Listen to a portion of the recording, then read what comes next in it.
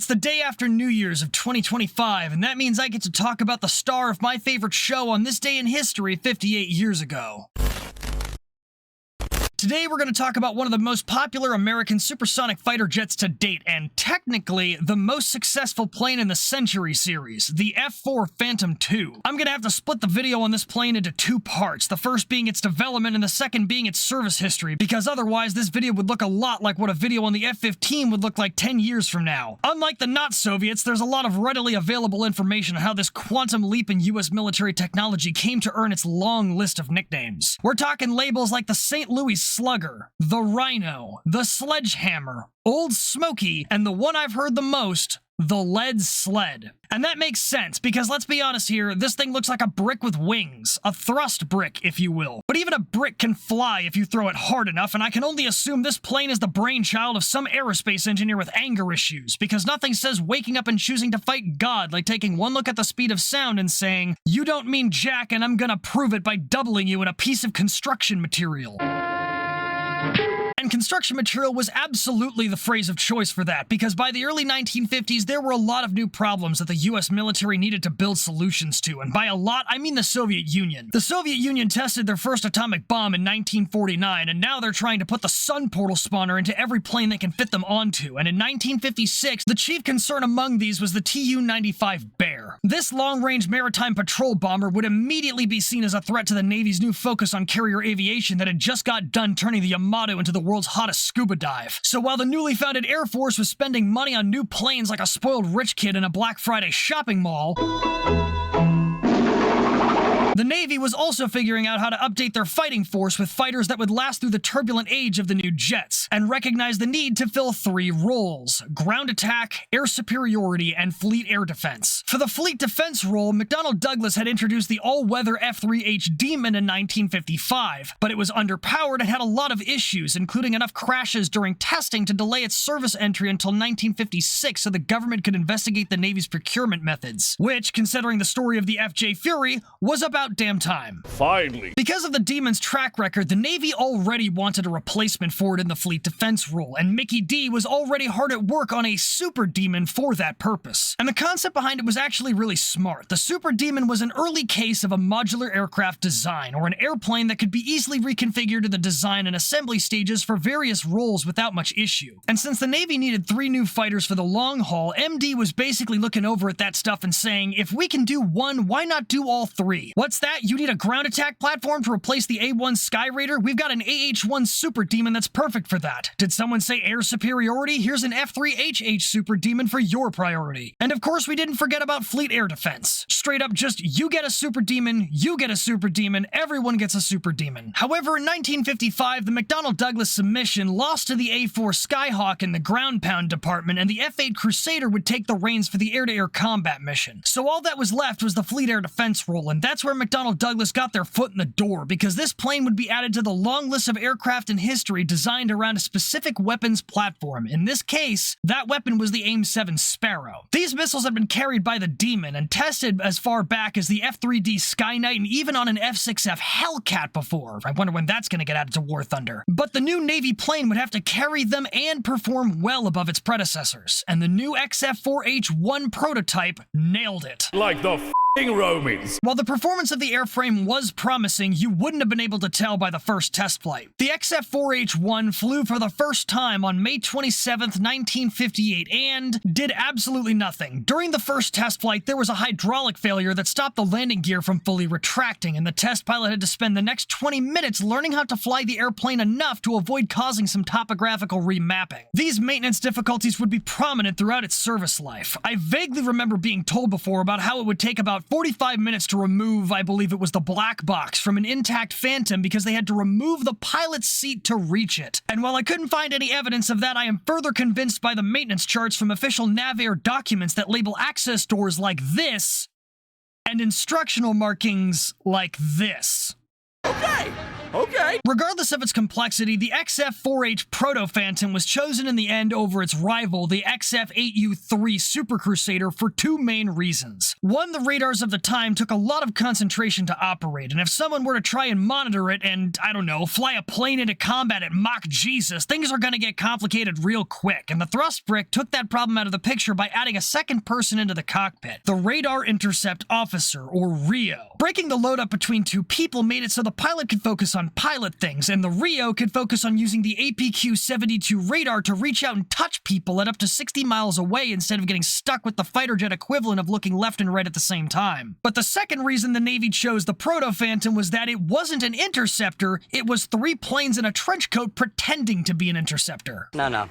He's got a point. You gotta remember that this plane was originally designed as a modular platform that could serve in multiple roles as needed. And because it was so large, it had the expansion potential for a lot of capabilities, and that was ignoring the ones it already had. For one thing, aside from the 4 exclusive mounting points for AIM-7 Sparrows literally built into the fuselage, the Phantom carried 5 underwing pylons slung under a set of wings big enough that the plane could fly, even if it was accidentally launched into the air with the wings still folded. If I had a nickel for each time this happened, I'd have 2 nickels, which isn't a lot, but it's weird that it happened twice. Those 5 hardpoints could mount 4 AIM-9 Sidewinders and up to 16,000 pounds of ordnance as fuel tanks, bombs, rockets, air-to-ground missiles, and even napalm, all of which was linked to a ballistic aiming computer. This thing could carry all that ordnance and fly with like 2/3 of its wing area. I'm trying to tell you that McDonnell Douglas created next-day shipping for heavy-duty farming equipment because when Old Smokey got welcome to the rice fields, it was there to plow. Welcome to the rice fields, mother. Because this thing should have been called Moses with how fast it parts the sea of air to fly through thanks to its twin J79 turbojet engines pumping out 19,000 pounds of thrust each in full afterburner. To put that into perspective, the thrust-to-weight ratio of a combat-loaded F-4 Phantom was about 0.86 to 1. That might not be F-15 level 1-to-1 performance, but it was actually on par with the F-14 Tomcat that replaced it later. This let the Rhino go up to Mach 2.2 when combined with the variable ramp inlets at the front. Why would the inlets need to be variable, you ask? Because air is frickin' weird. Look, if you've ever taken a hose that's full open and pressed your thumb down on the water coming out, you know it makes it go faster. Normally, air does the same thing. When a fluid like air or water goes past Mach 1, though, it reaches into its pocket and pulls out the Uno reverse card. See, when you decrease the amount of space air or water flows through, normally it should speed up. But when that fluid is kissing the sound barrier goodbye, the same effect will turn that goodbye into a reunion. On the other hand, though, if supersonic air goes into an expanding space, it speeds up like it just got out of the toll gate on the highway.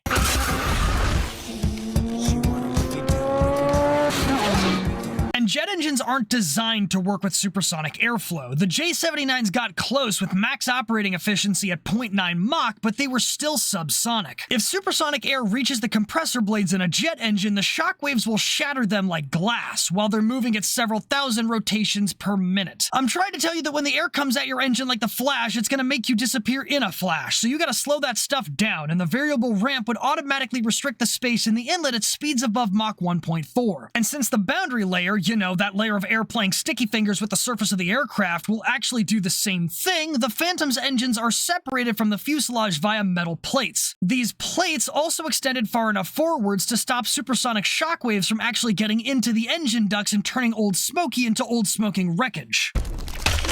Now, with all the speed and power, it's real easy to forget that this is a carrier-based aircraft we're dealing with here. This thing's supposed to both fly fast and land slow. And if you don't know anything about aircraft design, that's kind of ridiculous. Planes are generally very specialized tools. If they're going to leave any kind of significant legacy and last long in service, there's usually at least one thing they have to do really well on top of a bunch of other different things they have to be some amount of good at. For example, the A-10. It's slow in exchange for better combat range, ordnance, and a gun big enough to crack open mid-Cold War tanks like White Claws at a frat party. Exhibit B, the F-15. It was originally designed to turn planes into pancakes like a war-torn IHOP at the speed of God, but it could also carry enough ordnance to provide frontline support if required. But both of the planes I just mentioned have an expansive land-based runway they can fly out of instead of a more economically sized carrier deck. So the question then becomes, how do you design a piece of building material to be slow enough to land on that? Well, there's a few ways. First of all, the engines are angled 2 degrees downwards to help give the Phantom some extra lift by way of the thrust output input direction. Then you teach the wings to defy the laws of science by building the leading edge slats and trailing edge flaps with boundary layer control systems that take air from the engines and push it out over the wings. This literally psychs out the laws of physics into thinking there's natural airflow going over the wings when there isn't. So even if your nose is pushed all the way up and your landing approach looks more like a kite getting reeled in, the air isn't separating from the wings like and subsequently requiring pilots to psych out both gravity and their spinal columns with the ejection seat. Also, since you're coming in like a kite, the flow separation coming off the wings actually goes back and passes around the tail, effectively taking out your tail control. Getting around that was the actual reason why the horizontal tails have a 23-degree case of depression. It doesn't add to downforce for stability, if anything it actually takes away from it. The anhedral of the tail was strictly to make sure the plane could still be controlled while on approach by keeping it partially clear of the wing's shadow. However, that tail frown causes instability in the roll direction and excess stability in the yaw direction. So in order to make sure the rudder worked when it was supposed to and the ailerons didn't when it wasn't, they had to compensate by adding a smile to the wings of about 5 degrees. But in order to do that, they'd have to change the titanium wing mounts that were already there to match it, which basically meant they'd have to redo half the plane. So instead, they followed the cardinal rule of if it ain't broke, don't fix it, and just took the outer portion of the wings, which needed to fold up anyways, and just fixed them at a 12-degree angle, which averaged out to the same effect. Job's done. Oh, and speaking of roll control, did I mention that the Phantom had 2 different systems for that? At lower speeds, it would use the ailerons on the wings like normal, but at higher speeds, this could put an excessive amount of force on the controls, so instead, they stole parts off a race car. Okay, not really. These controls are called spoilers, and they pop out of the top of the wings kind of like air brakes, but instead of playing whack-a-mole at the same time, they only pop out on the one wing that needs to go down. When a spoiler pops up, it actually causes flow separation over that wing, literally spoiling the lift generated and causing the wing to fall in the same way that an aileron would. But because you can mount that to the top of the wing instead of on the back, it's easier to mount it closer to the main structural members of the wing, allowing you to reinforce it more easily and making the spoiler stronger structurally than the aileron. Strap on some actual air brakes under the wings, some mid-air refueling, a heat-resistant tail and tail hook, and a 16-foot braking chute for grounded landings hidden behind a smiley face, and the Navy had one hell of a fighter jet showing up in December of 1960. It was so good they couldn't even wait to establish the first Phantom squadron of VF-74 the Bedevilers aboard the USS Forrestal before they started getting ideas. Oh, that's adorable. Because the first thing they did was flip the table to the communist side and start juicing the XF-4H for propaganda value a year before it even entered service, and it would set no fewer than 16 world records from 1959 to 1962, 5 of which weren't broken until the F-15 showed up. In December of 1959, it set a zoom climb altitude record of 98,556 feet during Project Top Flight, and 9 months later, in September of 1960, it set 2 closed-circuit speed records, the first being an average of 1,217 miles per hour across 311 miles, and the second at 1,319 miles per hour across a 62-mile course. But it wasn't until after entering service as the F-4H-1 that things would get completely out of hand. For the 50th anniversary of naval aviation in May of 1961, 5 Proto-Phantoms would set a transcontinental speed record by flying coast to coast in just 2 hours and 47 minutes with mid-air refueling. And in November of that same year, the F-4H would set a world speed record of 1,606 miles per hour during Project Skyburner. Then there were projects High Jump and Sageburner. High Jump was in April 1962 when a Phantom flown by test pilot John Watts Young climbed from takeoff to 98,425 feet in 372 seconds. Stop. I need you to understand how ridiculous that is. That Phantom climbed at an average rate of over 264.5 feet per second. Every 4 seconds, that man cleared more feet than there are in 3 football fields. And if you thought that was nuts, then you haven't seen Sageburner. November 1961, Lieutenant Huntington Hardesty and Lieutenant Earl Esch set a low-altitude speed record of almost 903 miles per hour across a nearly 2-mile circuit. And the entire time, their altitude never went above 125 feet. For reference, this is roughly what that looks like.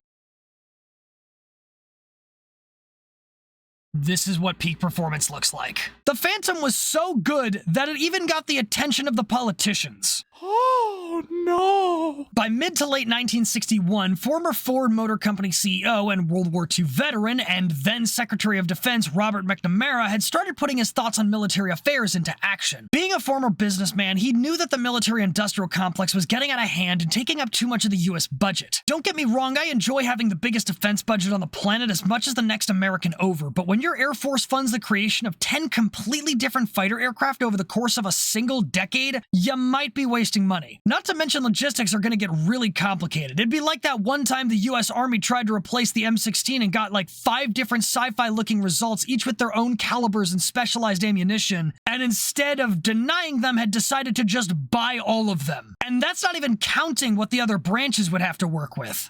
Just looking at him hurt. So McNamara wanted to start standardizing equipment across branches to simplify logistics, which, you know, makes sense on paper from the cost savings perspective he was using. Looking at you, F-111, looking at you. But we haven't gotten there yet, so the SecDef decides he's going to start by standardizing the fighter aircraft of the branches, and he's got to pick one. The Air Force is trying to keep up with the engineering world in the 50s with plane after plane after plane. The Marine Corps kind of just gets stuck with whatever the Navy gives them, and the Navy had the Phantom, which was already setting records with a lot of growth potential. So when he pays McDonnell Douglas a visit, I can only imagine that when they asked his reason for visiting, his response was something to the effect of, "Well, you see, I was just in the area and I thought this would be a delightful place for a summer home. What the f*** do you think I'm here for?" Because the original Phantoms would need some changes to be compatible with Air Force operations, so Mickey D got back to work on the next model. The prototype of the improved version was sent to the Air Force for testing in early 1962, where it was given the designation of the F-110. The 11th plane in the Century series would see a lot of changes, like the addition of an IRST for better high-altitude tracking. But despite the push for standardization,